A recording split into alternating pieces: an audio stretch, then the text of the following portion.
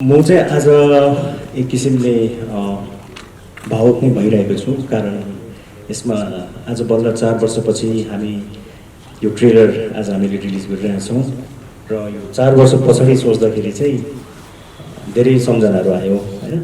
अनि विशेष गरी यहाँबाटै म भन्न चाहन्छु हाम्रो कतिजना कलाकारहरू कमसेकम 3 जना चाहिँ बित्नु पनि भएको छ। जसरी दोर्जे लामा सर है, उहाँको फर्स्ट सर्ट जुन थियो आज, र यो त एउटा सानो कुरा मात्र भयो। त्यसरी नै योगदान दिनु भएको छ सबैजनाले हैन। अब मलाई मनमै छ, कति दुःख लाग्छ होला जसले यति मजाले काम गरेको छ, पर्खिनु भयो, उहाँ नै आज हुनुहुँदैन र यो मलाई एकदमै दुःख लागेको छ।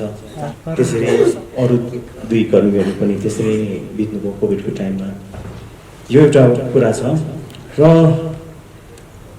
अझै कुरा के भन्नु पनि मन छ होला भने यो कला क्षेत्र भन्ने बित्तिकै कस्तो हुँदो रहेछ भन्दा यसमा सबै कलामा सबैले केही सम्झेर हैन आफ्नो मेहनत गरेको हुन्छ र त्यसलाई कति न्याय पुर्याउनु के गर्नु सबै घुटिएका हुन्छन्। चाहे त्यो सङ्गीतमा होस्, चाहे नृत्यमा होस्, चाहे पेन्टिङमा होस्, जेमा पनि होस् हैन।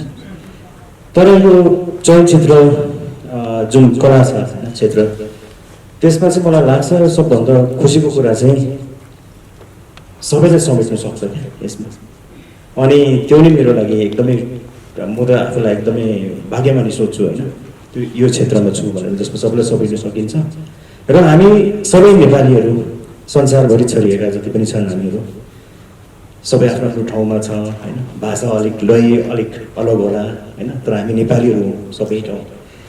र यो फिल्मद्वारा हामी जोड्यौँ क्या यसरी दार्जिलिङ, सिक्किम, नेपाल, इन्डिया, साउथ इन्डियाबाट भनौँ होइन, मुम्बईबाट भनौँ।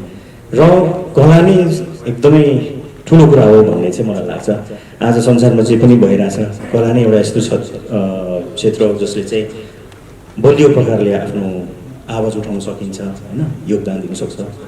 र त्यसै कारणले चाहिँ पनि हो कि अब हामीले यो फिल्म पनि पहिला स्टार्ट गर्नु खोज्दाखेरि चाहिँ गान्तोकमा सुट गर्न आँटेको थियौँ होइन यता, तर कोभिडको कारणले गर्दाखेरि हामीले सिक्किममा खिच्न पर्यो। तर यता सङ्गतजी हुनुहुन्छ होइन, अनुपजी हुनुहुन्छ, गीताञ्जली, जुमाजी होइन। अनि यो क्रिएटिभ कुरामा मात्र नभएर हामी सबै मिलेर, अब लिरिसिस्टहरू हुनुहुन्छ होइन, अब सबैजना मिलेर त गऱ्यौँ हामीले। तर त्यसपछि पनि यहाँबाट एप्पल इन्टरटेनमेन्टबाट होइन, म यहाँबाट नै फेरि पनि धन्यवाद दिन चाहन्छु।